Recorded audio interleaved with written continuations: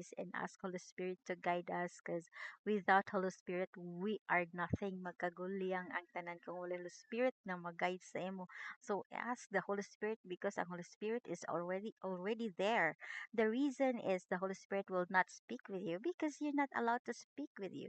You are busy doing social media, you are busy doing watching telenovela, you are busy watching Korean drama, you are busy doing pagwapa, so you have no time for speaking to the Holy Spirit. So you need to ask the Holy Spirit to speak with you, and the Holy Spirit will guide you, and you know how to discern what is the voice of God.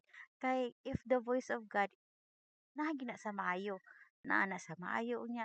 If dili na natin manon, magbalik-balik niya sa imong utok nga i-remind yun na ka perme.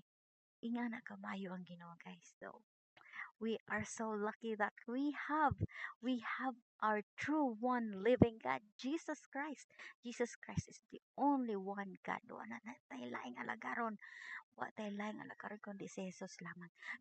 Since we already know that what is the reason why we are living in this world, we are complete. We are not empty. We know where to go. We know kung asa ta paingon. We know which is the good or bad og naray na gid na sa ato kung maminaw ta sa Holy Spirit kay if dili pilaglagan. So we need to pray and seek God every day. Alright, so what else? Bisan pagpalahubog, sugarol, o unsa na imong husband, you need to submit.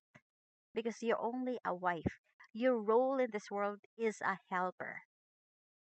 You are a helper. You're not a noise keeper. You are not a nugger. You need to submit to your husband. As as the Lord Jesus Christ said that, wife, submit to your own husband as to the Lord, for the husband is the head of the wife. The head of the wife. So anong gina siya guys? Jesus, imong husband, and you are a wife. Then your children. So that's all lang siguro guys ako ma-share with you. Cover us with your blood, Jesus. Kay basta ikahuman hun niya ani.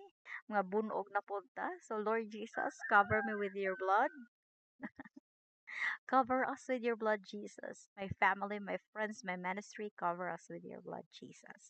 So the word of God, guys, is very, very important to our daily life because this is our God. This is the prophecy. If you're looking for a prophecy, this is a prophecy, the word of God. All right. Okay, that's all. I think so. Lord Jesus, thank you so much for your word, Holy Spirit. Thank you for the spirit of understanding. Thank you, the spirit of focus. And Lord Jesus, I pray for all the wife in this world that they're going to submit to their husband, Lord Jesus, para mabatunan namo ang obedience. Because obedience is better than sacrifice. So that's all, guys. Thank you so much for listening and for watching. To God with the glory, honor, and adoration in Jesus' name. Ikaw lamang ang lagkaroon. Hallelujah. All right. Hallelujah. Thank you so much for watching and listening.